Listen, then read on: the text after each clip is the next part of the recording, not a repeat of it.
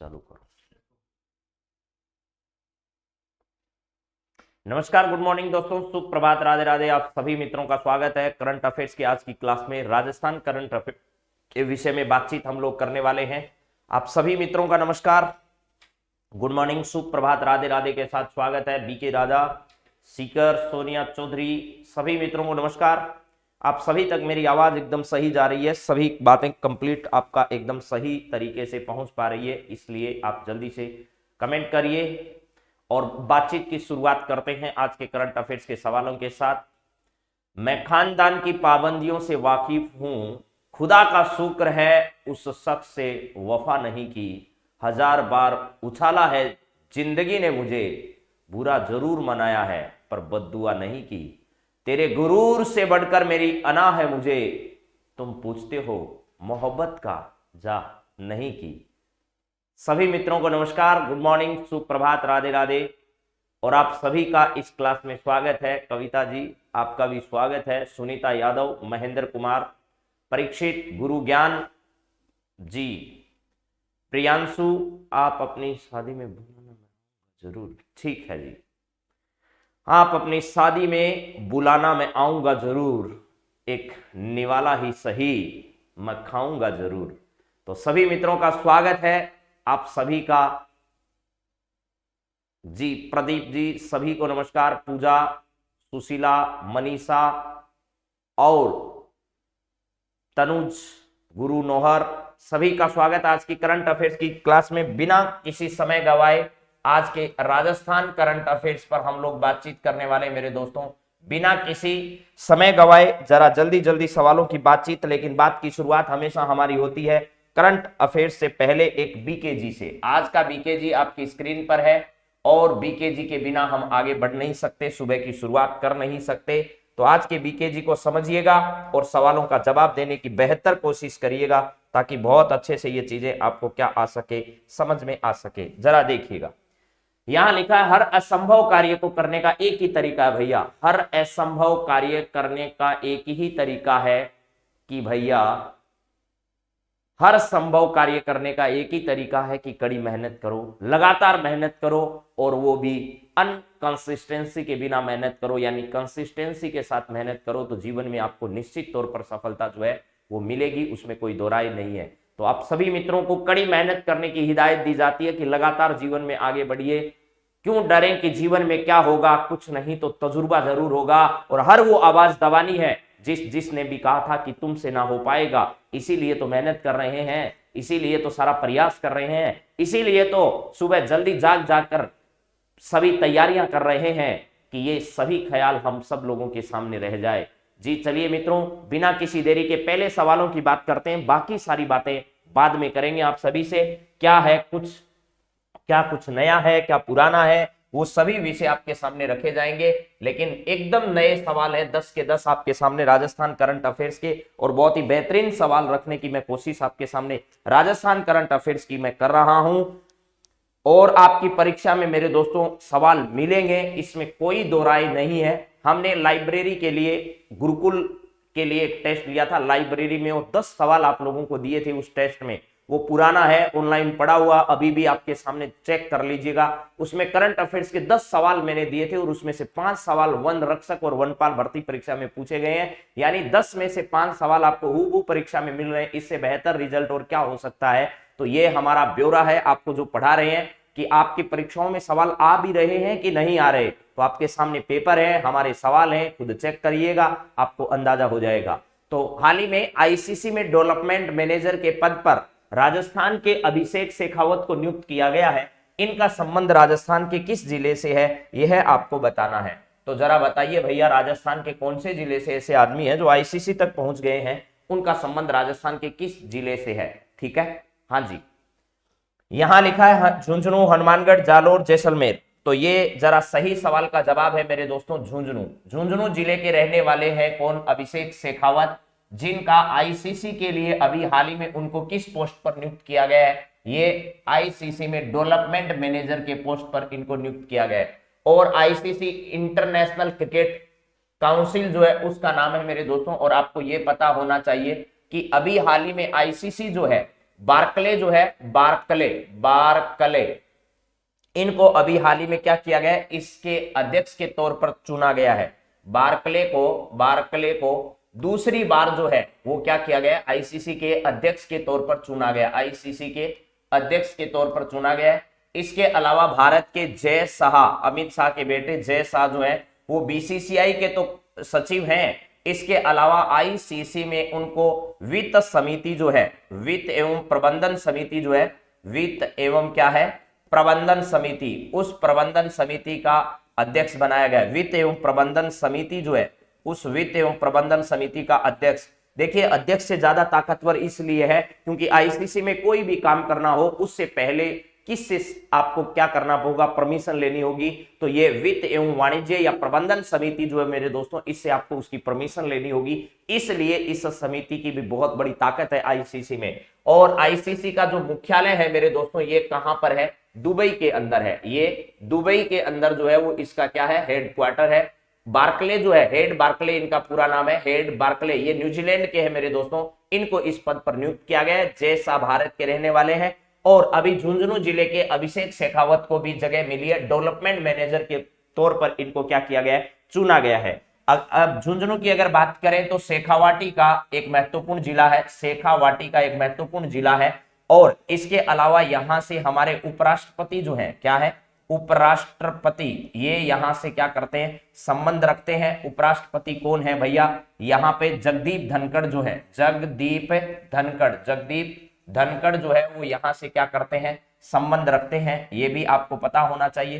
Plus इसके साथ साथ दो प्रसिद्ध खिलाड़ी, एक तो आपने अभिषेक शेखावत का नाम तो यहां से सुना ही है। इसके अलावा थोड़े दिन पहले राष्ट्रमंडल खेलों में अजय सिंह शेखावत में भाग लिया था। किसने, अजय सिंह शेखावत, अजय सिंह शेखावत जो है इनका भी संबंध यहां से है। अजय सिंह शेखावत ये जो है वो मेरे दोस्तों पिछले दिनों रेसलिंग जो है, रेसलिंग खिलाड़ी हैं, यानी कुश्ती के खिलाड़ी हैं, रेसलिंग है। या इन्होंने किस में भाग लिया था, राष्ट्रमंडल जो खेल है, कौन से मंडल खेल है, राष्ट्रमंडल खेलों में इन्होंने क्या किया था, भाग लिया था। ये भी आप लोगों को यहां से पता होना चाहिए। चलिए इसके बाद में मंजू बाला का संबंध भी यहां से, किसका है, मंजू बाला का भी संबंध यहां से। जरा बताइए मंजू बाला का संबंध किस खेल से है, ये भी आप लोग बताइए। मंजू बाला का संबंध एथलेटिक्स से है, किससे, एथलेटिक खिलाड़ी है, एथलेटिक्स से संबंध है किसका, मंजू बाला से। ये सब झुंझुनू से संबंधित है। झुंझुनू में आपको पता है प्रसिद्ध सती माता का मेला जो है वो यहां पर लगता है। सती का मेला जो है यहां पर क्या किया जाता है, रानी सती जो है, यहां पर मैं लिख देता हूं, रानी सती जो है इसका प्रसिद्ध मेला यहां पर लगता है। रानी सती का प्रसिद्ध मेला जो है यहां पर लगता है। और रानी सती जो है वो आपको पता है अग्रवाल समाज से आती थी। कहां से, अग्रवाल समाज से आती थी। इसके अलावा यहीं पर नरहड़ के जो पीर है मेरे दोस्तों, नरहड़ के पीर, उनका भी प्रसिद्ध जो मेला है वो भी यहां पर क्या किया जाता है, आयोजित किया जाता है। नरहड़ के पीर का भी मेला जो है वो यहां पर आयोजित किया जाता है।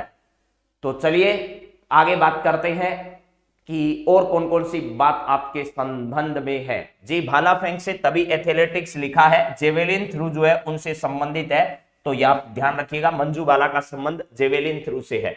झुंझुनू जिले की और कौन कौन सी बातें सर इंपॉर्टेंट है, आपको पता है झुंझुनू जिले में जो है वो सैनिक स्कूल जो है उसकी भी स्थापना यहां पर की जा रही है। किसकी स्थापना, सैनिक स्कूल जो है, सैनिक स्कूल। और उस सैनिक स्कूल में आर्टिफिशियल इंटेलिजेंस आधारित जो है, आर्टिफिशियल इंटेलिजेंस आधारित सेंटर जो है उसकी व्यवस्थाओं का भी उद्घाटन यहां पर किया गया है। और यह सवाल अभी अभी हाल ही में एक भर्ती परीक्षा में यहां से क्या किया गया था, पूछा गया था मेरे दोस्तों। ये भी यानी सैनिक स्कूल में आर्टिफिशियल इंटेलिजेंस आधारित जो स्ट्रक्चर है उसका उद्घाटन यहां पर किया गया। यह सवाल पीछे एक भर्ती परीक्षा में पूछा जा चुका है। तो ये सारी जानकारियां जो है वो किसके संदर्भ में है, यहां पर आपके सामने है। वो सभी की सभी बातें जो मैंने रखी है वो झुंझुनू जिले की है।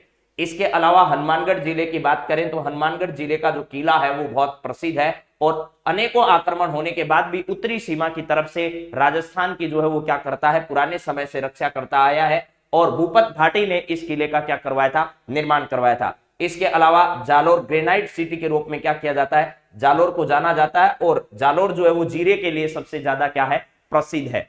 इसके बाद में अगर जैसलमेर की बातचीत की जाए, जैसलमेर में पवन ऊर्जा का बहुत बड़ा स्कोप है मेरे दोस्तों। अडानी आदि ग्रुप के द्वारा यहां पर इस प्रकार के कई जो है वो क्या किए गए हैं, संयंत्र यहां पर लगाए गए हैं जैसलमेर के अंदर, अडानी ग्रुप के द्वारा भी लगाया गया। और नोक जैसलमेर जो है क्या है, नोक जैसलमेर, यहां पर 750 मेगावाट का या 735 मेगावाट का, कितनी मेगावाट का, 735 मेगावाट का मेरे दोस्तों क्या किया गया है, यहां पर 735 मेगावाट का एक पवन ऊर्जा सौर ऊर्जा संयंत्र भी यहां पर क्या किया गया, लगाया गया। नोक जैसलमेर में 735 मेगावाट का सौर ऊर्जा संयंत्र भी यहां पर किसके द्वारा, अडानी ग्रुप के द्वारा यहां पर स्थापित किया गया है।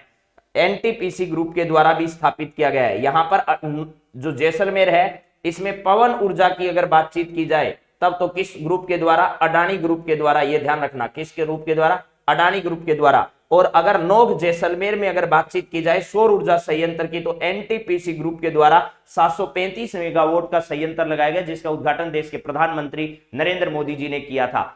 जी हां, ये सभी बातें आपकी परीक्षा के लिए इंपॉर्टेंट है। इसके अलावा तनोट माता का प्रसिद्ध मंदिर, किसका, तनोट माता का जो प्रसिद्ध मंदिर है वो भी यहां पर क्या है, स्थित है। और तनोट माता कॉम्प्लेक्स का उद्घाटन थोड़े दिनों पहले, देश के कॉम्प्लेक्स जो है इसका उद्घाटन थोड़े समय पहले ही मेरे दोस्तों किसके द्वारा किया गया था, अमित शाह जी जो देश के गृह मंत्री, उनके द्वारा किया गया था। अभी हाल ही में आपको मेसर्स कंपनी के द्वारा बड़ा जो है वो सीमेंट प्लांट यहां पर लगाया जा रहा है। इसको लेकर के 3 अलग अलग गांवों में मेरे दोस्तों सरकार के द्वारा जो मेसर्स कंपनी है, मेसर्स सीमेंट कंपनी जो है, उसके लिए 3 अलग अलग गांवों में भूमि जो है उसको अलॉट की जा रही है। और 2 चरणों में यहां पर देश का सबसे बड़ा सीमेंट प्लांट जो है वो लगने वाला है, ये भी आपको ध्यान रखना है। और तनोट माता कॉम्प्लेक्स जो है इसका उद्घाटन थोड़े समय पहले किसके द्वारा, देश के गृह मंत्री अमित शाह जी के द्वारा यहां पर किया गया था। तो ये तमाम जानकारियां आपकी परीक्षा की दृष्टि से इंपॉर्टेंट है और हाल ही में खबरों में रही है, इसलिए मैंने आप लोगों के सामने रखी है। जालोर जो है यहाँ का महिला शिक्षा जो है उसके मामले में सबसे कम नंबर है। यह सवाल 6 से 7 परीक्षाओं में अभी अभी पूछा जा चुका है कि महिला साक्षरता जो है वो इनमें से किसकी सबसे कम है। शायद इस प्रकार का एक सवाल जो है वो पिछले दिनों 3-4 भर्ती परीक्षाओं में जालोर से रिलेटेड पूछा गया है, तो उसका भी सही जवाब क्या था, जालोर था। तो ये सभी बातें मैंने आप लोगों से की है, लेकिन सबसे इंपॉर्टेंट बात है आईसीसी में जो है वो डेवलपमेंट मैनेजर के पोस्ट पर नियुक्त किए गए अभिषेक शेखावत राजस्थान के झुंझुनू जिले से संबंध रखते हैं। ये सवाल आपको ध्यान रखना है। अगली बातचीत जरा करते हैं। नेक्स्ट सवाल आपकी स्क्रीन पर क्या है, जरा देखो भैया। यहां पर अगला सवाल है, दहमी कला में डॉक्टर अंबेडकर विधि विश्वविद्यालय का शिलान्यास मुख्यमंत्री ने किया, यह किस जिले में है, यह भी जरा बता दीजिए। राजस्थान में जहमी, हाँ, सुंदा माता जालोर, सही बात है। पहला रोपवे भी यहां पर स्थापित किया गया। अगला सवाल आपकी स्क्रीन पर है, दहमी कला में डॉक्टर अंबेडकर विधि विश्वविद्यालय जो है इसका शिलान्यास मुख्यमंत्री जी ने हाल ही में किया है। और यह बात बताइए आप जो कि इसका शिलान्यास मुख्यमंत्री द्वारा तो किया गया, लेकिन ये राजस्थान के किस जिले में है, इस पर बढ़िए और बातचीत को आगे बढ़ाइए। अभी हम लोग सब बातें करने वाले हैं। यहां पर सबसे पहली बातचीत जो है वो आपके सामने है, किसमें, दहमी कला। ये दहमी कला गांव कहां पड़ता है आपको ये जानना है। डॉक्टर अंबेडकर विधि विश्वविद्यालय का शिलान्यास यहां पर किया गया है, मुख्यमंत्री ने इसका शिलान्यास किया है। और किस जिले में यह बन रहा है, तो यह राजस्थान के जयपुर जिले के दहमी कला गांव में क्या किया जा रहा है, बनाया जा रहा है। और ये दहमी कला गांव जो है वो आपको पता होगा मेरे दोस्तों, बस्सी जो है वहां पर पड़ता है। कहां पर, जयपुर बस्सी में ये दहमी कला गांव है, यहां पर पड़ता है। इसके अलावा Rajiv Gandhi centre of advance technology यहां पर है। इसके अलावा इंदिरा गांधी शहरी रोजगार गारंटी योजना, इंदिरा गांधी शहरी रोजगार गारंटी योजना, शहरी रोजगार गारंटी योजना की शुरुआत भी यहां से की गई। रोजगार गारंटी योजना जो है इसकी शुरुआत भी यहां से की गई थी। इसके अलावा अभी हाल ही में जो है वो मेगा जॉब फेयर का भी आयोजन किया गया। मेगा जॉब फेयर जो है इसका भी क्या किया गया, आयोजन किया गया। इसके अलावा मेरे दोस्तों 7 और 8 अक्टूबर को यहां से सवाल आएगा निश्चित तौर पर, इन्वेस्ट राजस्थान समिट का आयोजन भी यहां पर किया गया। इन्वेस्ट राजस्थान समिट जो है उस इन्वेस्ट राजस्थान समिट का भी यहां पर क्या किया गया, आयोजन किया गया था। इसके अलावा मेरे दोस्तों डीजी फेस्ट जो है, डीजी फेस्ट जो है उसका आयोजन किया गया था। कब, तो ये किया गया था मेरे दोस्तों 19 और 20 अगस्त को, या 20 या 21 अगस्त को, ऐसे कर लीजिएगा। तो ये है 20 और 21 अगस्त को क्या किया गया था, यहां पर डीजी फेस्ट जो है इसकी शुरुआत हुई थी। 20 और 21 अगस्त को, 20 और 21 अगस्त को जो है वो डीजी फेस्ट जो है वो जयपुर में क्या किया गया था, आयोजित किया गया था। ये तमाम जानकारियां आप लोगों को परीक्षा की दृष्टि से क्या करनी है, याद करनी है। और भी बहुत सारे प्रोग्राम है, इंदिरा गांधी यहां, इसके अलावा शिक्षक प्रहरी योजना, शिक्षक प्रहरी योजना, मुख्यमंत्री शिक्षक प्रहरी योजना जो है, प्रहरी योजना, इसकी भी शुरुआत यहां से की गई थी राजस्थान आवासन मंडल द्वारा। इसके अलावा जयपुर का सिटी पार्क जो है वो भी यहां पर क्या किया गया है, शुरू किया गया है। इसके अलावा अंगदान स्मारक जो है, अंगदान स्मारक है वो भी यहां पर बनाया गया है। एक मुख्यमंत्री ने पिछले दिनों यहां पर एलिवेटेड रोड जो है उसका उद्घाटन किया था और उसका नाम क्या रखा गया, भारत जोड़ो सेतु नाम रखा गया था। भारत जोड़ो सेतु उसका नाम रखा गया, क्योंकि ये कहा जा रहा है कि राहुल गांधी जी जब राजस्थान यानी राजस्थान में भारत जोड़ो यात्रा के ऊपर आएंगे तो वो इस पुल से होते हुए आएंगे, इसलिए इसका नाम ही रख दिया भारत जोड़ो सेतु। भारत जोड़ो सेतु इसका क्या रखा गया, एलिवेटेड रोड का नाम रखा गया है। ये तमाम जानकारियां। इसके अलावा फिनटेक पार्क जो है, क्या है, फिनटेक पार्क जो है ये भी कहां बनाया जा रहा है, फिनटेक पार्क भी जयपुर के अंतर्गत बनाया जा रहा है मेरे दोस्तों। ये तमाम जानकारियां हमको क्या करनी है, याद रखनी है। इसके अलावा जयपुर में ही अभी हाल ही में कला महोत्सव का क्या किया गया था, आयोजन किया गया था। कला महोत्सव जो है, इस कला महोत्सव का आयोजन भी कहां पर किया गया था, जयपुर के अंदर किया गया था। इसके अलावा प्रतिवर्ष साहित्य महोत्सव जो है, साहित्य महोत्सव जो है इसका भी आयोजन कहां पर किया जाता है, जयपुर के अंदर प्रतिवर्ष किया जाता है मेरे दोस्तों। इसके अलावा भरतपुर में अगर बातचीत की जाए तो भरतपुर में ब्रिज महोत्सव का आयोजन होता है। ब्रिज महोत्सव का क्या किया जाता है, आयोजन किया जाता है। भरतपुर का डीग क्षेत्र जो है, डीग महोत्सव जो है, डीग महोत्सव के लिए यह बड़ा क्या है, प्रसिद्ध है। ये भी आप लोगों को ध्यान रखना है। इसके अलावा टोंक की बात करें तो टोंक में अभी हाल ही में आपको पता होगा मेरे दोस्तों, लावा जो है, क्या है, लावा टोंक। लावा तो आपने 1857 की क्रांति या एकीकरण के समय में भी लावा के बारे में जिक्र किया होगा। यहां लावा में हॉकी राज्य स्तरीय प्रतियोगिता जो है, हॉकी राज्य स्तरीय प्रतियोगिता जो है इसका क्या किया गया है, आगाज किया गया है। अभी हाल ही में जयपुर के जो राजस्थान विश्वविद्यालय है, राजस्थान विश्वविद्यालय, उस राजस्थान विश्वविद्यालय में मेरे दोस्तों डॉक्टर अंबेडकर जो है वो ई लाइब्रेरी या डिजिटल लाइब्रेरी जो है उसका उद्घाटन किया गया, लाइब्रेरी जो है उसका उद्घाटन किया गया। इसके अलावा डॉक्टर भीमराव अंबेडकर की प्रतिमा का भी वहां पर क्या किया गया, अनावरण किया गया। इसके अलावा तीरंदाजी जो है, तीरंदाजी खेल ग्राउंड जो है उसका भी उद्घाटन किया गया। खेल ग्राउंड जो है उसका भी किसके द्वारा, मुख्यमंत्री जी के द्वारा यहां पर राजस्थान विश्वविद्यालय में उद्घाटन किया गया। तो ये तमाम जानकारियां जो है वो राजस्थान से संबंधित मैंने आप लोगों के सामने जो है वो रखी है, ठीक है। हाँ जी, तो ये आप लोगों को जरूर ध्यान रखना है। ये हॉकी की 66वीं राज्य स्तरीय प्रतियोगिता है। कौन सी, 66वीं राज्य स्तरीय प्रतियोगिता यहां पर क्या की जा रही है, आयोजित की जा रही है। तो ये तमाम जानकारियां आप जरूर याद रखिएगा। और भी बहुत कुछ अगर जयपुर के बारे में बचा है, क्योंकि बहुत सारा काम जो है मुख्यमंत्री का जयपुर और जोधपुर से ही रिलेटेड है, तो ये परीक्षा की दृष्टि से वैसे भी क्या हो जाता है, इंपॉर्टेंट हो जाता है। हाँ जी, चलिए अब बढ़े थोड़ा सा और आगे की ओर, देखते हैं और क्या कुछ सवाल बन रहे हैं हमारी परीक्षा की दृष्टि से इंपॉर्टेंट, उन सभी पर चर्चा करते हैं। और इनको देखो, एक दिन में आप याद नहीं कर सकते। कई बच्चों को यह आदत होती है कि भाई एक दिन में सब कुछ राजस्थान करंट अफेयर्स रट डालेंगे। तो देखिए, आप रट तो दोगे, लेकिन आपके पेपर में अगर 10 सवाल आएंगे तो आप 4 से ज्यादा सही नहीं कर पाओगे, 4-5 सवाल सही कर पाओगे। लेकिन अगर रोजाना आप लोग तैयारी कर रहे हैं तो 10 नंबर का अंतर यानी 10 में से 10 सवाल करंट अफेयर्स के सही किए जा सकते हैं। ऐसी संभावना इस 10 सवालों की रहेगी।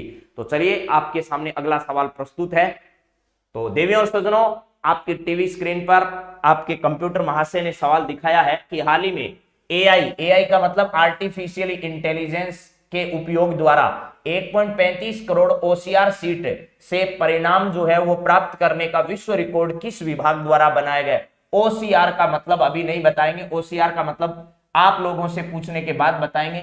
इनके द्वारा परिणाम प्राप्त करने का विश्व रिकॉर्ड जो है वो किस विभाग द्वारा बनाया गया, ये जरा बताइए। हाँ जी, जरूर लाएंगे तनुज जी, बस आप लोग इंतजार करिए 2-4 दिन का। आपके सामने जनवरी से लेकर के नवंबर तक का कंप्लीट राजस्थान करंट अफेयर्स प्रस्तुत होगा बहुत ही शानदार तरीके से। और आपको विश्वास में रखकर ये तैयारी कराई जाएगी कि यहां से अधिकांश सवाल आपको पेपर में मिलेंगे। जो हमारी मैराथन क्लास होगी, कम से कम 3 से 4 घंटे की क्लास हम आप लोगों के सामने प्रस्तुत करेंगे। बहुत जल्दी वो क्लास आपके सामने आएगी, जिसको देखकर आपका मन प्रफुल्लित हो जाएगा। ऐसी क्लास बहुत जल्द लेकर आएंगे।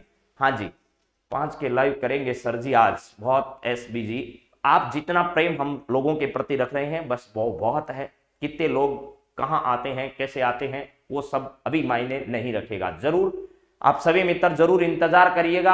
आपको कल तिथि डिसाइड करके बता दी जाएगी कि आपकी किस तारीख को करंट अफेयर्स की लाइव महा मैराथन क्लास नवंबर से लेकर के पूरी, हाँ जी, सेकंड ग्रेड के लिए आयोजित होगी वो क्लास। राजवीर जी एकदम सही कह रहे हैं, वो सेकेंड ग्रेड को ध्यान में रखते हुए नवंबर से लेकर जनवरी तक, उल्टी कहानी उल्टी गंगा, नवंबर से स्टार्ट करेंगे और जनवरी तक जाएंगे। क्योंकि धीरे धीरे जो है वो इधर वाले महीने बहुत इंपॉर्टेंट आपके लिए। सर जी थोड़ी अंग्रेजी भी पढ़ा दियो। जरूर पढ़ाएंगे, पैसिव वॉइस, डायरेक्ट इनडायरेक्ट सब पढ़ा देंगे। चलिए यहां पर सवाल आया है, आर्टिफिशियल इंटेलिजेंस के उपयोग के द्वारा ओसीआर जो सीट है उनसे परिणाम प्राप्त करने का विश्व रिकॉर्ड किस विभाग द्वारा बनाया गया है? आपके द्वारा जो ओएमआर सीट भराई जाती है मेरे दोस्तों परीक्षाओं के दौरान, क्या भराई जाती है? ओएमआर सीट बनाई जाती है। उन्हीं को कोड वर्डों के माध्यम से चेक करने का, सबसे ज्यादा सीट चेक करने का और उनसे रिजल्ट प्राप्त करने का विश्व रिकॉर्ड अभी हाल ही में एक विभाग है जिसने क्या किया है, प्राप्त किया है। और यह जो है शिक्षा विभाग ने छोटे जो बच्चे हैं कक्षा 1 से लेकर के 3 तक, 3 से 5 तक और 5 से 8 तक, ऐसे अलग अलग ग्रुप में बांटकर जो है राजस्थान का शिक्षा विभाग जो है, यह है शिक्षा विभाग इस प्रकार की पहल शुरू कर चुका है। ठीक है, हाँ जी। तो इसका सही जवाब जो है वो मेरे दोस्तों शिक्षा विभाग है। शिक्षा विभाग ने अभी जिस प्रकार ओएमआर सीट होती है ठीक उसी प्रकार की ओसीआर सीट यानी उत्तर जांच करने की जो उत्तर तालिकाएं हैं, उन उत्तर तालिकाओं को जांच करने का विश्व रिकॉर्ड अभी हाल ही में बनाया और 1.35 करोड़ इस प्रकार की उत्तर तालिकाएं जो है उनकी जांच अभी हाल ही में शिक्षा विभाग ने की है। तो यह विश्व रिकॉर्ड ही है और विश्व रिकॉर्ड में इसका नाम दर्ज जो है वो किया गया है मेरे दोस्तों, ये ध्यान रखिएगा। हाँ जी, हाँ चलिए 5 बजे करो जीके बगोरा लाओ, जरूर जरूर। आज जीके के सवाल आपके सामने रखे जाएंगे, आज देख लीजिएगा। हाँ जी, तो कार्मिक विभाग, वित्त विभाग, ये दोनों विभाग वर्तमान में किसके पास है मेरे दोस्तों? ये दोनों विभाग मुख्यमंत्री जी के पास है। किसके पास है? मुख्यमंत्री जो राजस्थान के हैं उनके पास है। और ये मुख्यमंत्री जी कौन है भैया? एजी साहब हैं। एजी साहब मुख्यमंत्री हैं। और शिक्षा विभाग जो है इसके अंदर कैबिनेट मंत्री जो है वो कौन है? बीडी कल्ला है। बीडी कल्ला है, ये ध्यान रखना। ये राजस्थान के बीकानेर क्षेत्र से आते हैं। कहां से? बीकानेर जो क्षेत्र है वहां से ये आते हैं। इसके अलावा इसमें राज्य मंत्री जो है वो जाहिदा खान है। जाहिदा खान है। और जिन प्रतिभागियों को ये मालूम है कि जाहिदा खान का जो है वो विधानसभा क्षेत्र कौन सा है, क्योंकि बीकानेर तो मैं रोज पढ़ा रहा हूं, बताइए जाहिदा खान जो है इनका विधानसभा क्षेत्र कौन सा है? और इसके अलावा तकनीकी विभाग की भी मंत्री है ये। क्या है? तकनीकी विभाग जो है, तकनीकी विभाग, उस तकनीकी विभाग में भी काम कर, तकनीकी शिक्षा विभाग जो है, तकनीकी शिक्षा विभाग वो भी किसके पास है? जाहिदा खान जी के पास है। मिशन बुनियाद अभी हाल ही में शुरू किया गया था शिक्षा विभाग के द्वारा, ये भी आपको पता होना चाहिए मेरे दोस्तों। शिक्षा विभाग के द्वारा 5 सितंबर 2022 को क्या शुरू किया गया था? मिशन बुनियाद की शुरुआत यहां से की गई थी, ये भी आपकी जानकारी में रहनी चाहिए। प्लस इसके साथ साथ शिक्षा विभाग राजस्थान द्वारा स्मार्ट जो कार्यक्रम है, उसकी स्माइल कार्यक्रम है, उसकी शुरुआत की गई। इसके अलावा मेरे दोस्तों यहां पर शिक्षा वाणी, शिक्षा दर्शन, इस प्रकार के कई कार्यक्रम SIEQE, तो ये कार्यक्रम यहां से संचालित किए जाते हैं शिक्षा विभाग के द्वारा। एकदम सही कह रहे हो। जाहिदा खान जो है इनका विधानसभा क्षेत्र कामा भरतपुर के अंदर है। कहां पर है? कामा भरतपुर के अंदर जो है, ये आप लोगों को ध्यान रखना है। चलिए इसके बाद में अगर बातचीत की जाए उद्योग विभाग, उद्योग विभाग की मंत्री कौन है? ये सवाल अभी अभी हाल ही में पूछा गया परीक्षा में, वन रक्षक भर्ती परीक्षा में। तो उद्योग मंत्री जो है वो शकुंतला रावत है। कौन है? शकुंतला रावत है। शकुंतला रावत जी जो है वो इस विभाग की क्या है? मंत्री हैं। और इन्हीं के नेतृत्व में invest Rajasthan summit, invest Rajasthan summit जो है इसका क्या किया गया था? आयोजन किया गया था। इन्हीं के नेतृत्व में 17 सितंबर 2022 को, 17 सितंबर 2022 को क्या किया गया मेरे दोस्तों? राजस्थान के अंदर जो है ना, राजस्थान में इन्हीं के नेतृत्व में जो 17 सितंबर को राजस्थान की हस्तशिल्प नीति जारी की गई, राजस्थान की पहली हस्तशिल्प नीति जो है वो जारी की गई, ये आपको ध्यान रखना है। उसके साथ साथ राजस्थान में एमएसएमई नीति जो है वो भी क्या की गई, जारी की गई, एमएसएमई नीति भी जारी की गई। इसके अलावा राजस्थान में रिप्स 2022, रिप्स क्या है सर, इसकी फुल फॉर्म अभी हमसे पूछी गई थी कौन सी भर्ती परीक्षा में, वन पाल या वन रक्षक भर्ती परीक्षा में रिप्स की फुल फॉर्म पूछी गई थी कि भैया ये रिप्स क्या है, इसके बारे में बताइए। रिप्स 2019 की नीति पहले थी, अब उसके स्थान पर 2022 की आ चुकी है। राजस्थान में निर्यात को बढ़ावा देने के लिए निर्यात प्रोत्साहन नीति जो है उसी का पूरा नाम रिप्स लिखा है। निर्यात प्रोत्साहन का पूरा नाम क्या है, रिप्स है। ये भी उद्योग विभाग के द्वारा क्या की जा रही है, संचालित की जा रही है। और इन्हीं का जो विधानसभा क्षेत्र है वो बानसूर विधानसभा क्षेत्र है, जो कि कहां पर है, अलवर जिले के अंदर है।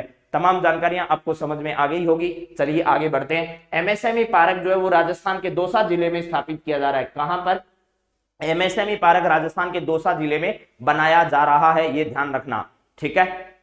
हाँ जी, 9 मार्च 2021 में क्या था, 2021। देखिए अब इसमें परिवर्तन होता रहता है समय समय पर जो है वो कौन सी नीति के अंतर्गत, जो रिप्स नीति मैंने कहा है तो 2019 के बाद तो 2022 में आई है, 2021 में इस प्रकार की कोई नीति आई नहीं है। देखिए तो चलिए, विश्व रिकॉर्ड जो है सबसे ज्यादा जो ओएमआर सीट है, एक तरीके से बच्चों की ओसीआर सीट कह दीजिए उन्हीं को, उनको चेक करने का विश्व रिकॉर्ड अभी हाल ही में किसके द्वारा बनाया गया है, तो राजस्थान में मेरे दोस्तों शिक्षा विभाग ने इस प्रकार का विश्व रिकॉर्ड अपने नाम किया है, ये भी ध्यान रखना। इसके अलावा मेरे दोस्तों राजस्थान में सद्भावना प्रार्थना सभा का आयोजन करके 2 अक्टूबर को राजस्थान ने पूरे विश्व रिकॉर्ड अपना कायम किया था, यह भी आपको मालूम होना चाहिए। प्लस इसके अलावा जिस दिन तिरंगा अभियान राजस्थान में चल रहा था, या 15 अगस्त का दिन आप लोगों को याद होगा, 15 अगस्त के दिन राजस्थान में सबसे ज्यादा लोगों ने एक साथ जो है वो कौन सा राष्ट्रगान गाकर अपना विश्व रिकॉर्ड बनाया था। ये सारी बातें आपको पता होना चाहिए। हाँ जी, ऑप्टिकल मार्क रीडर है, उसी की हम बात कर रहे हैं। ऑप्टिकल मार्क रीडर जो है उसी की हम लोग बात करें। ओएमआर या ओसीआर जिसके माध्यम से इनको चेक किया जाता है, ये सबसे बड़ा विश्व रिकॉर्ड जो है 1.35 करोड़ इस प्रकार की जांच करके जो है वो शिक्षा विभाग राजस्थान ने अपना विश्व रिकॉर्ड जो है वो बना लिया है, ठीक है। अगला सवाल क्या है जरा देखो भाई, नेक्स्ट सवाल है राज्य सहकारिता विभाग। जितने सवाल मैं लिख सकता हूं मैं लिख रहा हूं, जो नहीं भी लिख रहा हूं वो भी आप नोट करते जाइए, रोजाना रिवाइज करते जाइए, तो आप परीक्षा में 10 के 10 सवाल करंट अफेयर्स के सही करोगे, ऐसा भरोसा आपको अंदर रखना है। अगला सवाल है, राज्य में सहकारिता विभाग द्वारा 7000 से अधिक सहकारी समितियों का कंप्यूटराइजेशन करने की घोषणा की है। प्रथम फेज में कितनी शामिल की जाएगी? कल की ई सूजस बुलेटिन की अगर आपने क्लास देखी हो तो ये हमने डिस्कस किया है परसों की क्लास में, और कल वाले भी जो डिस्कस की गई थी बातें उस पर भी सवाल आपसे पूछे जाएंगे। तो बताइए, राजस्थान में सहकारिता विभाग द्वारा 7000 से अधिक सहकारी समितियों को कंप्यूटराइजेशन करने की घोषणा की है। प्रथम फेज में कितनी शामिल की जाएगी? अब सहकारिता विभाग के बारे में अभी हाल ही में चर्चित में 2-3 बातें आपसे करना चाहता हूं। पहली बात तो इस सहकारिता विभाग के मंत्री कौन है राजस्थान में, आपको ये पता होना चाहिए भैया। क्या होना चाहिए? उदयलाल आंजना के बारे में आपने सुना होगा। उदयलाल आंजना जो है, इनके संदर्भ में ध्यान रखना, केंद्र सरकार में भी मंत्री रह चुके हैं उदयलाल जी आंजना। सहकारिता विभाग के वर्तमान में क्या है, ये मंत्री है। सहकारिता विभाग द्वारा एक अधिनियम अभी हाल ही में क्या किया गया, लाया गया। उस अधिनियम की धारा कौन सी में, 28 नंबर धारा है, उसकी सब धारा 7 में क्या किया गया मेरे दोस्तों, परिवर्तन किया गया है। और इस परिवर्तन के माध्यम से जो सहकारी समितियां हैं उनके चुनाव में अध्यक्ष जो चुनाव लड़ता है वो अध्यक्ष एक से अधिक बार क्या कर सकता है, अब चुनाव लड़ सकता है। एक से अधिक बार जो है वो अध्यक्ष अपना चुनाव या सदस्य जो है वो चुनाव इसमें सहकारी समितियों में लड़ सकते हैं। यानी कि सहकारी समितियों में लोकतांत्रिक प्रक्रिया जो है, लोकतांत्रिक प्रक्रिया, उस लोकतांत्रिक प्रक्रिया को ज्यादा मजबूत करने के लिए ऐसा किया जा रहा है। तो यहां ध्यान रखना, सहकारिता अधिनियम जो है उसकी धारा 28 में अभी हाल ही में परिवर्तन किया गया है, ये ध्यान रखिएगा आप लोग। धारा 28 की सब धारा 7 जो है उसमें, यानी परंतु कह सकते हो आप लोग उपधारा 7 जो है उसमें क्या किया गया है, परिवर्तन। लेकिन पेपर सेटर जो है वो उपधारा तक जाए या नहीं जाए, लेकिन वो यहां तक जरूर जा सकता है, क्योंकि पीछे 3-4 भर्ती परीक्षाओं में ऐसे सवाल उसने पूछे हैं, और मुझे लगता है कि आरएस जैसी भर्ती परीक्षाओं में ऐसा सवाल बनने की बहुत ज्यादा संभावना रहती है। तो राजस्थान की 7000 सहकारी समितियों को क्या किया जाएगा, कंप्यूटराइजेशन इसका किया जाएगा। और इन सहकारी समितियों में कंप्यूटराइजेशन करने की घोषणा हो चुकी है, लेकिन प्रथम फेज में राजस्थान की कितनी सहकारी समितियों को इसमें शामिल किया जाएगा, ये जरा बताइए। 1795, 1730, 2000, 5000। तो इसका सही आंसर क्या होगा मेरे दोस्तों, क्या 1795 ऐसी समितियां हैं जिनको क्या किया जाएगा, अभी कंप्यूटराइज किया जाएगा। तो यहां पर ध्यान रखिएगा 1795 ऐसी सहकारी समितियां हैं जिनको कंप्यूटराइज किया जाएगा राजस्थान के अंतर्गत। प्लस इस विभाग के द्वारा अभी थोड़े दिन पहले आपको पता होगा मेरे दोस्तों, सहकारी समितियों ने गैर कृषि कार्य के लिए राजस्थान में ग्रामीण आजीविका ऋण योजना भी शुरू की है। मुख्यमंत्री ग्रामीण आजीविका ऋण योजना जो है वो क्या की गई है, ऋण योजना शुरुआत की है मेरे दोस्तों, ये ध्यान रखना। इसके तहत जो है वो 25,000 रुपए का मिनिमम आपको ऋण दिया जा सकता है और 2 लाख रुपए तक का अधिकतम ऋण उपलब्ध करवाया जा सकता है। ये योजना भी बहुत इंपॉर्टेंट है, आपसे पूछा जा सकता है मुख्यमंत्री ग्रामीण ऋण योजना जो है उसके तहत क्या किया जा रहा है मेरे दोस्तों, ये आप लोगों को ध्यान रखना है। ठीक है, तो आपको समझ में आ गया होगा शायद यहां तक की बातें। क्या हो गया है भाई, चलिए बताइए जरा। जरा सा बताइए सर जी। 1730 है, अभी कल आपसे डिस्कस किया था इस पर, तो ई सुजस बुलेटिन की क्लास में आपको बाकायदा पेपर लाकर दिखाया था कि भाई कितनी सहकारी समितियां, अभी मैं चेक कर देता हूं इसको, देखिए 730 सहकारी समितियां। सही बात है भाई सैंडी वर्मा जी की, सही बात है। ये 795 नहीं है, कितनी है भैया, ये 700 है मेरे दोस्तों, कितनी 730 है। ठीक है, इतना करीब डाटा है, लेकिन कोई बात नहीं। 730 जो है वो सहकारी समितियां प्रथम फेज में क्या की जाएगी, शामिल की जाएगी। अब जरा सुनिएगा मेरे दोस्तों, यहां पर 2000 जो बच्चे हैं, इन 2000 बच्चों को राजस्थान के मुख्यमंत्री जो हैं वो राजीव गांधी विदेश में शिक्षा प्रदान करने के लिए क्या करेंगे, प्रोत्साहित करेंगे। विदेश में शिक्षा हेतु क्या किया जा रहा है, प्रति वर्ष जो है शिक्षा हेतु प्रति वर्ष जो है 2000 बच्चों के लिए क्या करेंगे, व्यवस्था करेंगे। इसके अलावा मेरे दोस्तों एक बात और भी ध्यान रखना, 2000 रुपए किस योजना के तहत राजस्थान के मुख्यमंत्री प्रति बच्चे के लिए प्रदान करने वाले, इस पर अभी अगले वाला सवाल हम रखेंगे। ठीक है, हाँ जी। सर जी आपने तो धारा ही दिया मतलब,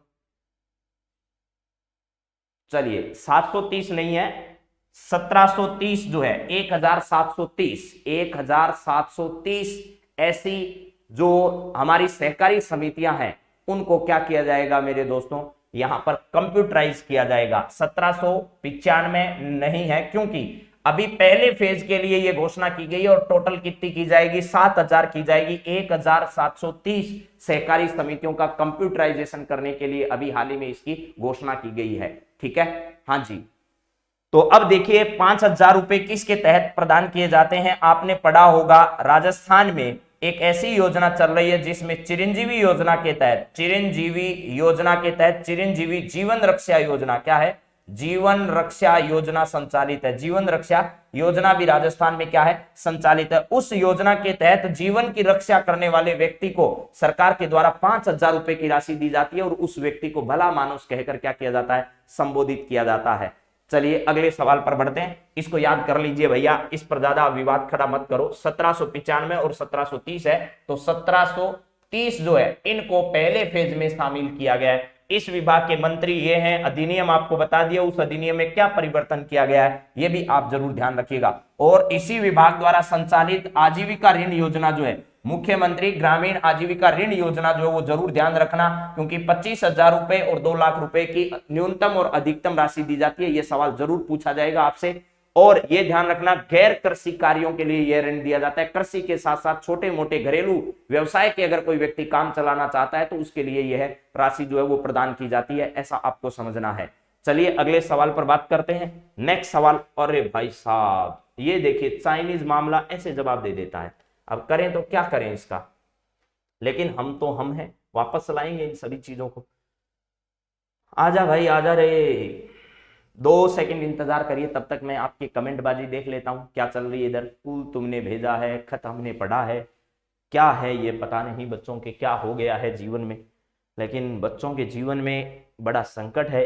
चलिए आ चुकी है मेरे दोस्तों सारी बातें, और अभी 1 मिनट में ही आपके सामने बाकी सारे सवाल जो हैं वो भी मैं एक बार में रख देता हूं। तो चलिए ये सब सवाल भी वापस आ गए हैं आपके लिए। यहां से 4 नंबर सवाल के बाद हम बढ़ते हैं 5वें नंबर सवाल पर। 5वां सवाल आपकी स्क्रीन पर ये रहा, जरा देखो भैया क्या है 5वां सवाल।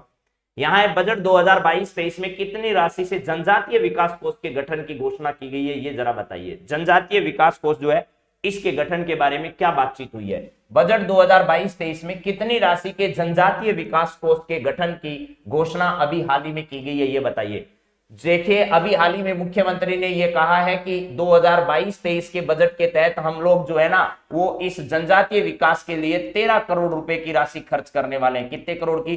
13 करोड़ रुपए की राशि खर्च करने वाले हैं। ऐसा हमारे मुख्यमंत्री जी ने अभी हाल ही में कहा कि हम 13 करोड़ रुपए की राशि जो है वो जनजातीय क्षेत्रों के विकास में क्या करने वाले हैं, खर्च करने वाले हैं। इसीलिए ये जनजातीय विकास कोष जो है वो चर्चा में आ गया। और जनजातीय विकास कोष जो बजट में प्रस्तावित था वो 500 करोड़ रुपए की राशि से प्रस्तावित था। इसमें से 200 करोड़ रुपए मेरे दोस्तों जो हमारी शिक्षा, कृषि आदि व्यवस्थाएं जो है क्या है, जनजातीय क्षेत्रों में कृषि आधारित जो व्यवसाय है, कृषि आधारित व्यवस्था जो है उस पर क्या किया जाएगा, खर्च किया जाएगा। इसके अलावा 150 करोड़ रुपए जो है, 150 करोड़ रुपए किसके लिए, शिक्षा पर खर्च किया जाएगा। और 150 करोड़ रुपए जो है वो आधारभूत संरचना विकसित करने के लिए, आधारभूत संरचना विकसित करने के लिए क्या किए जाएंगे, खर्च किए जाएंगे। इसी में से देखिए 150 करोड़ रुपए तो शिक्षा पर, 150 करोड़ रुपए आधारभूत सुविधाएं विकसित करने में लिए, 200 करोड़ रुपए कृषि आधारित व्यवसाय को संचालित करने के लिए, कृषि में नई तकनीकों के इस्तेमाल के लिए खर्च किए जाएंगे। वो भी कौन से क्षेत्रों में, जनजातीय विकास के क्षेत्रों में। तो टोटल 500 करोड़ रुपए हो गए,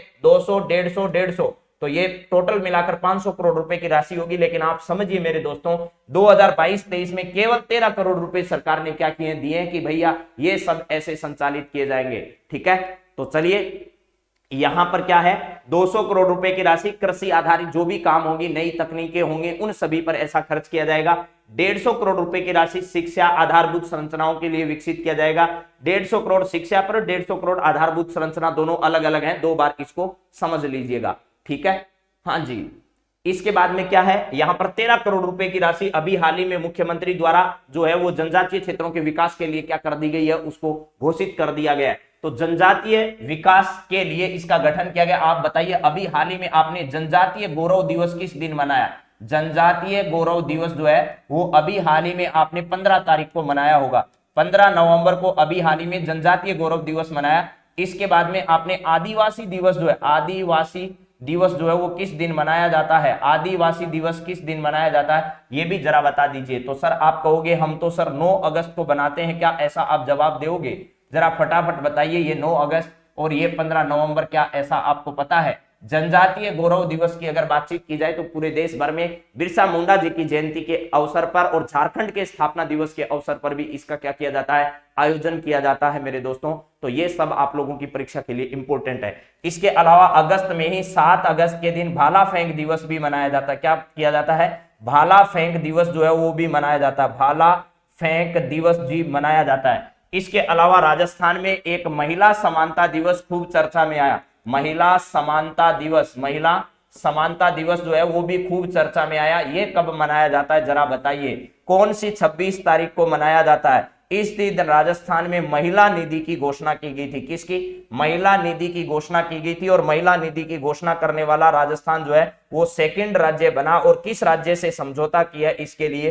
तेलंगाना जो राज्य है उस पर समझौता किया। अभी हाल ही में आयोजित हुई 4 परीक्षाओं में ये तेलंगाना आ चुका है। और वनपाल वन रक्षक भर्ती परीक्षा में तो ये सवाल पेपर सेटर को इतना पसंद आया कि 3 पारियों में ये पेपर में सवाल पूछा जा चुका है। तो तेलंगाना इसका राइट आंसर होगा।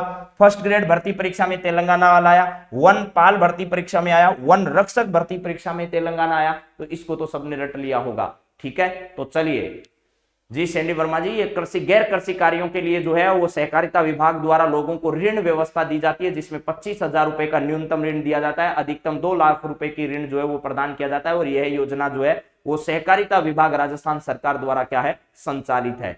चलिए अब बात करते हैं अगले सवाल पर। अगला सवाल आपका क्या है, आपकी स्क्रीन पर जरा देख लिए। ठीक है, हाँ, आदमियों का कोई दिवस नहीं आता है भैया, आदमियों को दिवस की जरूरत कहाँ है। चलिए अगले सवाल पर बात करते हैं। नेक्स्ट सवाल आपकी स्क्रीन पर है। हाल ही में 19 नवंबर को राजस्थान के झुंझुनू जिले से विवेकानंद संदेश यात्रा को किसके द्वारा शुरू किया जाएगा, ये जरा बताइए। राज्य के सभी जिलों में यह यात्रा जो है वो पहुंचेगी। तो विवेकानंद संदेश यात्रा जो है, विवेकानंद जी आपको पता है इन्होंने क्या किया था, एक रामकृष्ण परमहंस के नाम पर रामकृष्ण मठ की स्थापना की थी। रामकृष्ण मठ की क्या की थी? स्थापना की थी मेरे दोस्तों। आपको पता होगा वेलूर के अंदर, कहां पर? वेलूर जो जगह है वहां पर रामकृष्ण मठ की क्या की थी? स्थापना की थी। और राजस्थान के झुंझुनू जिले में खेतड़ी के जो महाराजा थे, खेतड़ी महाराजा, उनके साथ इनके बहुत बड़े मधुर संबंध थे। और खेतड़ी महाराजा ने ही नरेंद्र दत्त से इनको क्या बना दिया? स्वामी विवेकानंद बना दिया। नरेंद्र दत्त से इनको क्या बनाया भैया? स्वामी विवेकानंद बनाया। स्वामी विवेकानंद बनाया। और आपको पता होगा जब धर्म संसद में ये जा रहे थे, ठीक है, अमेरिका में शिकागो में आयोजित धर्म संसद में जब गए थे, उनकी तमाम सारी चीजों की व्यवस्था जो है, उनके कपड़े से लेकर आने जाने तक की व्यवस्था जो है वो खेतड़ी महाराजा के द्वारा इनको किया गया था मेरे दोस्तों। तो अब ये आपको ध्यान रखना है कि झुंझुनू जिले से ही, राजस्थान के किस जिले से? झुंझुनू जिले से ही इनके मठ की स्थापना के 50 वर्ष पूर्ण होने के अवसर पर मेरे दोस्तों क्या किया जाएगा? विवेकानंद संदेश यात्रा राजस्थान के झुंझुनू जिले से आरंभ की जाएगी। और रामकृष्ण मठ की स्थापना कब हुई ये भी आपको याद रखना है। प्लस इसके साथ साथ मेरे दोस्तों शिकागो धर्म सम्मेलन में जो है वो इनका उद्बोधन किस वर्ष हुआ था, ये सवाल भी अभी अभी वन रक्षक भर्ती परीक्षा में पूछा जा चुका है, ये भी आपको मालूम रहे। तो यहां पर ध्यान रखना है, इस यात्रा को जगदीप धनखड़ जो है वो झुंझुनू जिले से संबंध रखते हैं। जगदीप धनखड़ इस यात्रा को क्या करेंगे मेरे दोस्तों? रवाना करेंगे। ये भारत के क्या हैं? उपराष्ट्रपति हैं। ये भारत के क्या हैं? उपराष्ट्रपति है। और झुंझुनू जिले की चिड़ावा जो तहसील है, यहां से इनका क्या है? संबंध है। और चिड़ावा में भी किठाना इनका क्या है? गांव है। तो स्वामी विवेकानंद संदेश यात्रा यहां से आरंभ की जाएगी। द्रौपदी मुर्मू आपको पता है उड़ीसा से आती है। कहां से आती है भैया? उड़ीसा से आती है। और सेकंड महिला राष्ट्रपति है, यह भी आपको ध्यान रखना है। इसके पहले कौन थी? तो आपको पता है राजस्थान से राज्यपाल रहने का जिनको गौरव प्राप्त है, ऐसी प्रतिभा पाटिल जो है वो प्रथम महिला थी। प्रथम महिला प्रतिभा पाटिल थी। और राजस्थान की ऐसी राज्यपाल भी रही मेरे दोस्तों जिन्होंने अपने पद से त्याग पत्र दिया। इसके अलावा वर्तमान में राजस्थान के राज्यपाल जो है वो कलराज मिश्र साहब हैं। और ओम बिरला जी जो है वो लोकसभा अध्यक्ष हैं। लोकसभा अध्यक्ष हैं, ये भी ध्यान रखना। लोकसभा अध्यक्ष जो है वो इस पद पर पहुंचे हैं। प्लस राज्यपाल ने अभी हाल ही में पंकज मिथिल साहब को राजस्थान के 40वें मुख्य न्यायाधीश के पद की शपथ दिलाई। ये भी आपकी परीक्षा की दृष्टि से इंपॉर्टेंट है। तो सभी सवालों पर मैं डिस्कस कर रहा हूं, जितनी बात हम लोग संभव तरीके से कर सकते हैं उन सभी पर हम बात कर रहे हैं आप सभी के साथ। चलिए अगला सवाल जरा देखिएगा क्या है। यहाँ राजस्थान संगीत नाटक अकादमी का सर्वोच्च फेलोशिप सम्मान किसे दिया गया अभी हाल ही में, ये बताइए। राजस्थान संगीत नाटक अकादमी का सर्वोच्च फेलोशिप सम्मान अभी हाल ही में किसे दिए जाने की घोषणा की जा रही है या किसे दिया गया? राजस्थान संगीत नाटक अकादमी जो है इसके अध्यक्ष बिनाका जैसमालू है वर्तमान में। इस संगीत नाटक अकादमी के जो अध्यक्ष हैं वो आपके सामने है। कौन है? ये है बिनाका जैसमालू, इसके अध्यक्ष है मेरे दोस्तों। ये संगीत नाटक अकादमी राजस्थान में कहां है पहले ये बताइए। माधव हाड़ा को अभी हाल ही में, माधव हाड़ा जो है इनको अभी हाल ही में वर्ष 2022 के लिए और मधु कांकरिया को 2021 के लिए क्या किया गया?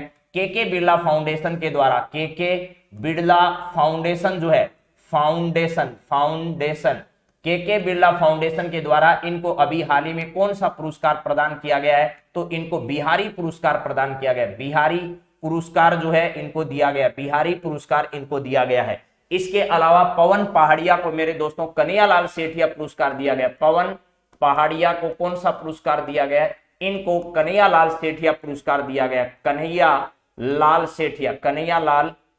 सेठिया पुरस्कार इनको राजस्थानी भाषा के लिए क्या किया गया है? प्रदान किया गया है। ये भी आपको जानना चाहिए मेरे दोस्तों। प्लस इसके साथ साथ इला अरुण जो है, इला अरुण फिल्मों से संबंधित है और इसमें विभिन्न संगीत से जुड़े हुए काम जो है वो इन्होंने किया है। तो संगीत नाटक अकादमी जो पुरस्कार है वो अभी हाल ही में इनको क्या किया गया है? प्रदान किया गया है, जो कि कहां पर स्थित है? जोधपुर के अंदर। तो यहां पर राजस्थान संगीत नाटक अकादमी का सर्वोच्च फेलोशिप सम्मान किसे दिया गया है? तो इला अरुण जो है इनका संबंध फिल्म क्षेत्र से है। किससे है? फिल्म और संगीत क्षेत्र में। फिल्म और किस क्षेत्र में है? संगीत के क्षेत्र में इनका महत्वपूर्ण योगदान को देखते हुए इला अरुण को यह पुरस्कार क्या किया गया? प्रदान किया गया है। हाँ जी, पचरंगी चोला पहन के सखी, ये माधव महाड़ा जी की कृति है। इनके लिए इनको जो है वो मधु कंकरिया और माधव हाड़ा, इन दोनों को क्या किया गया, पुरस्कृत किया गया। पचरंगी चोला पहन के सखी रे, यह रचना जो है इसके लिए इनको सम्मानित किया गया। किस पुरस्कार से, बिहारी पुरस्कार से सम्मानित किया गया है। लेकिन इस रचना पर भी हम बात करेंगे, लेकिन थोड़े धैर्य रखने के बाद, ठीक है ना। एक एक चीज को कवर कराऊंगा मैं, कुछ भी छोड़ूंगा नहीं, लेकिन आप थोड़ा इंतजार के साथ बात करें। किसानों की आय को बढ़ाने के लिए राजस्थान में कृषि स्टार्टअप किसान मेलों का आयोजन किया जाएगा। जैसे जैसे अब ये 12 महीने चुनावी वर्ष बचे हैं मेरे दोस्तों, हाँ जी, सरस्वती सम्मान भी रामदत्त मिश्र को दिया गया है, इस पर भी बात करेंगे।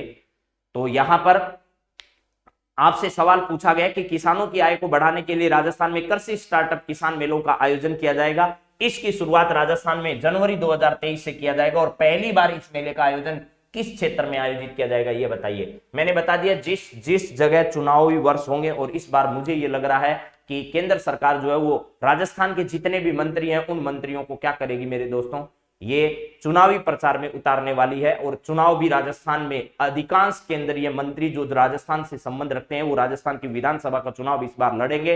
इसके साथ साथ बड़े नेता जो है वो भी चुनाव राजस्थान से लड़ सकते हैं। और इसके अलावा आने वाले दिसंबर में जो चुनाव होने जा रहे हैं उसमें हो सकता है वर्तमान अधिकांश विधायक आपको अगली विधानसभा में नजर नहीं आए, जो कि अलग अलग पार्टियों से संबंध रखते हैं। क्योंकि दोनों पार्टियों का, तीनों पार्टियों का, जितनी भी राजस्थान में पार्टियां चुनाव लड़ने जा रही है उन सब का यही मानना है कि युवा ही इस देश की ताकत है और युवाओं के बलबूते हमें देश की दशा और दिशा बदलनी है। तो ज्यादा से ज्यादा युवाओं को प्रोत्साहन इस समय दिया जाएगा। तो पहला जो है जनवरी 2023 में इसकी शुरुआत जो है वो राजस्थान के कोटा से की जाएगी मेरे दोस्तों। और यह ओम बिड़ला जी के प्रयासों से ऐसा होगा। राजस्थान में किसके प्रयासों से, ओम बिड़ला जी के प्रयासों से। ओम बिड़ला जी ने मीटिंग करके अभी हाल ही में यह फैसला लिया है। ओम बिड़ला जी जो है इनके प्रयास से राजस्थान में अलग अलग जिलों में क्या किया जाएगा, कृषि स्टार्टअप किसान मेलों का आयोजन किया जाएगा, जिसमें कृषि क्षेत्र में नई नई तकनीकों का कैसे यूज किया जा सकता है, कम लागत पर अधिकांश उत्पादन कैसे किया जा सकता है, और कौन कौन सी तकनीकें ऐसी आ रही है जो कृषि को और आसान बना सकती है, उन सभी को लेकर के बातचीत यहां पर की जाएगी। ऐसा कृषि स्टार्टअप किसान मेलों का आयोजन राजस्थान के प्रत्येक जिले में किया जाएगा। और जनवरी 2023 से इसकी शुरुआत जो है वो मेरे दोस्तों राजस्थान के कोटा जिले से की जाएगी। ये जरा आप लोग समझिएगा। बीकानेर क्षेत्र के बारे में हम लोग हमेशा बात करते हैं। पुंगल जो है वो अभी हाल ही में चर्चा में आया है। और पुंगल जो क्षेत्र है यहाँ पर क्या किया जा रहा है मेरे दोस्तों, कोल इंडिया के माध्यम से, कोल कंपनी जो है इसके माध्यम से 2000 मेगावाट जो है इसका ऊर्जा संयंत्र यहाँ पर लगाया जा रहा है। इसके अलावा मेरे दोस्तों उदयपुर से G20 का जो शेरपा सम्मेलन है, G20 का क्या है, शेरपा सम्मेलन यहां पर आयोजित किया जाएगा। और बांसवाड़ा के अंदर आपको पता है राजस्थान का दूसरा परमाणु ऊर्जा संयंत्र जो है वो यहां पर लग रहा है। इसके अलावा मानगढ़ धाम भी राजस्थान के कौन से जिले पे है, ये बांसवाड़ा में है। और अभी हाल ही में धौली धूप जो है, धौली धूप महोत्सव का आयोजन यहां पर किया गया था मेरे दोस्तों। इसके अलावा दूसरा राजस्थान का हैंगिंग ब्रिज जो है, दूसरा हैंगिंग ब्रिज, राजस्थान का दूसरा हैंगिंग ब्रिज जो है वो भी कहां पर लगाया जा रहा है, तो ये भी राजस्थान के बांसवाड़ा जिले में लगाया जा रहा है। इन सब की बातों को आपको समझना है और आगे बढ़ना है। अगला सवाल देखिए आप स्क्रीन पर क्या है, यहां पर सवाल है अंबेडकर डीबीटी वाउचर योजना के लिए ऑनलाइन पोर्टल शुरू किया गया है। इस योजना के तहत विद्यार्थियों को प्रति माह कितनी सहायता दी जाएगी, ये जरा बताइए।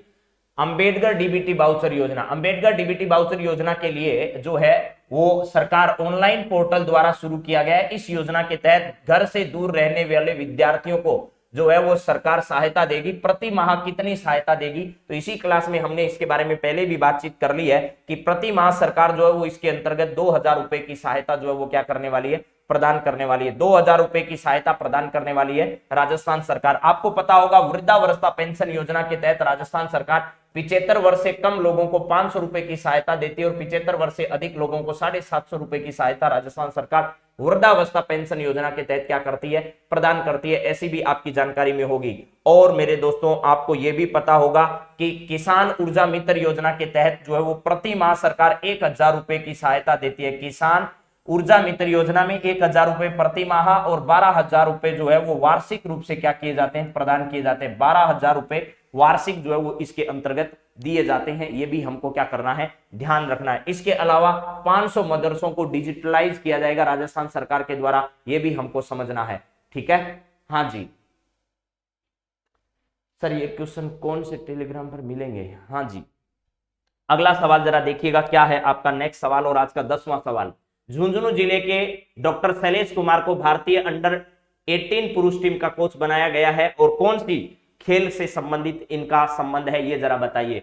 यहां पर झुंझुनू जिले के डॉक्टर शैलेश कुमार को भारतीय अंडर 18, और यहां पर उस टीम का नाम था रिक्स्थान की पूर्ति करनी थी, पुरुष टीम के कोच बनाए गए हैं। कौन सी टीम के कोच बनाए गए? आज झुंझुनू जिले पर 3 सवाल अकेले झुंझुनू जिले पर आए हैं, और झुंझुनू जिले पर हमने आज सारी बात कर ली है। डॉक्टर शैलेश कुमार, अभिषेक शेखावत, ये सब, अजय कुमार शेखावत है, और मंजू बाला जो है, इन सभी खिलाड़ियों पर भी हमने बातचीत कर ली है। ठीक है, हाँ जी कविता जी, ये क्लास सेकंड ग्रेड के लिए भी है, सेकंड ग्रेड के लिए भी उतनी ही उपयोगी है जितनी अन्य भर्ती परीक्षाओं के लिए उपयोगी है। हाँ जी जी, चलिए। वृद्धावस्था पेंशन में कई योजनाएं हैं, जैसे 52 वर्ष और 55 वर्ष डिसाइड की गई है। यहां मैं एक बार मैंने मोटा मोटा आइडिया आप लोगों को दिया है 75 और 500 का, लेकिन कुछ लोग एकदम सही पूछ रहे हैं, तो एकदम सही वाली भी बात आपको सामने में रख देता हूं, क्योंकि ये एक आइडिया कल एक एड में सरकार ने दिया था, लेकिन सरकार का कहता है वृद्धावस्था पेंशन योजना के तहत जो है वो 55 वर्ष, इसके बाद में 75 वर्ष, और ये सब डिसाइड किया गया सरकार के द्वारा 55 वर्ष, इसके बाद में 60 वर्ष, 60 के बाद में 65 वर्ष, और 65 के बाद 75 वर्ष। इस प्रकार अलग अलग दरों के हिसाब से राजस्थान जो है वो वृद्धावस्था पेंशन का मूल्यांकन करती है। 55 वर्ष है और 52 वर्ष भी है, यानी महिलाओं और पुरुष के लिए जो है वो अलग अलग अवधि शुरू होती है, लेकिन बाद वाली अवधि सबके लिए क्या है, समान है। 500 रुपए, 750 रुपए, और उसके बाद में 1000 रुपए और 1500 रुपए, इस प्रकार की अलग अलग किस्तें जो है वो राजस्थान सरकार के द्वारा जो है वो दी जाती है। आपको ये भी ध्यान रख लेना है। तो ये सब जो है वो आगे की क्लास में हम बात कर लेंगे वृद्धावस्था पेंशन योजना पर। वैसे भी कई क्लास में हम पहले भी बातचीत कर चुके हैं। तो इसका सही आंसर मेरे दोस्तों क्या है? वॉलीबॉल है। वॉलीबॉल वो खेल है जिसकी टीम जो है उसके लिए झुंझुनू जिले के शैलेश कुमार को भारतीय पुरुष टीम जो अंडर 18 है उसके वॉलीबॉल टीम का क्या किया गया है मेरे दोस्तों, यहां पर उनको कोच बनाया गया। अभी हाल ही में राजीव गांधी ग्रामीण ओलंपिक हुए थे, राजीव गांधी ग्रामीण ओलंपिक, उन ओलंपिक गेम्स में मेरे दोस्तों वो टेनिस बॉल का आयोजन हुआ था। Tennis ball cricket, tennis ball cricket जो है, टेनिस बॉल क्रिकेट का उसके अंदर क्या किया गया था, आयोजन किया गया था।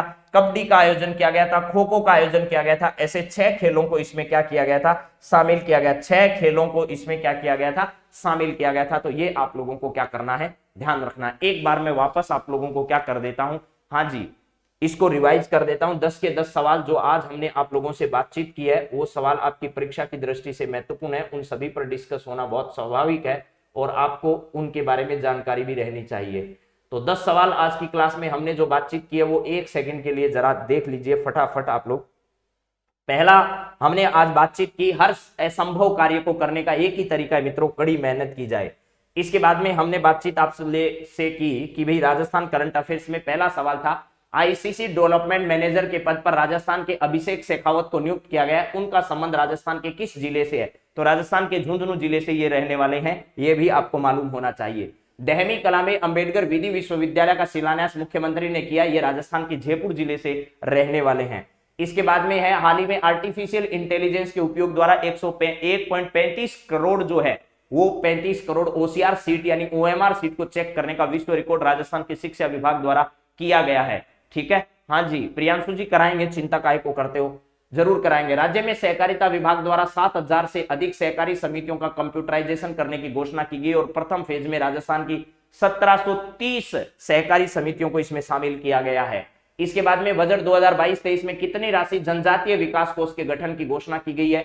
500 करोड़ के जनजातीय विकास कोष का गठन किया जाएगा और अभी मुख्यमंत्री ने 13 करोड़ रुपए इसमें जारी कर दिए हैं।